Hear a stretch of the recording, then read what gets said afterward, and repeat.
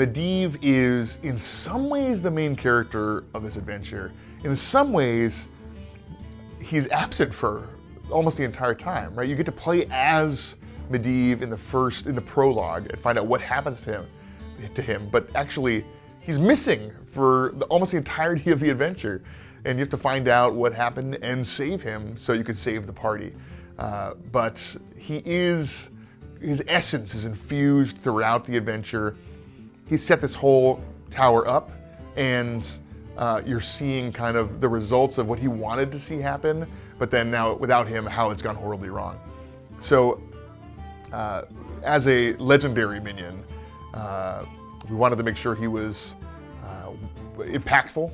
He's got some things that are very Medivh about him. Medivh opens portals.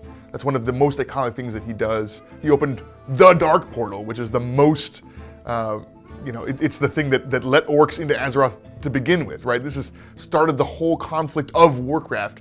Part of that was Medivh. So he is the master of portals.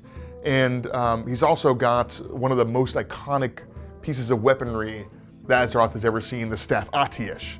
And in Hearthstone, he will grant the staff to you as a player, and then you can use it to open portals to far-off lands by playing spells of your own. So whenever you play a spell, it'll open a portal and summon a minion through that portal of the same cost of the spell you played. So we think it's a great match of what Medivh does and has done in Warcraft history, as well as giving basically weapons to classes that have never had access to them before, aside from Blingtron, in that you get this now staff and can use it to summon potentially massive minions and get pretty big card advantage through the staff Atiesh.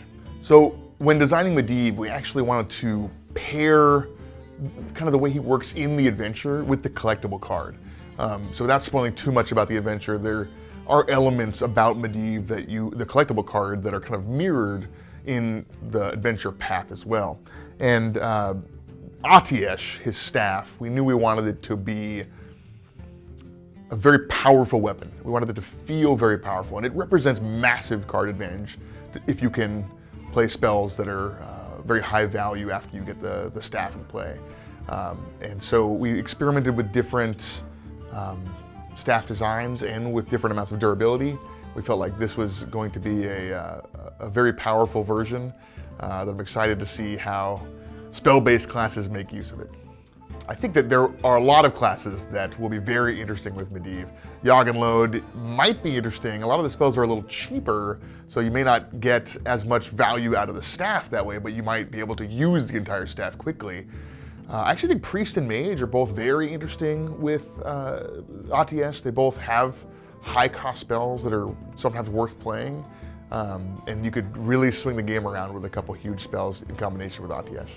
In Adventurers, I think we want to create a lot of neutral legendaries to give a lot of options to the widest variety of players.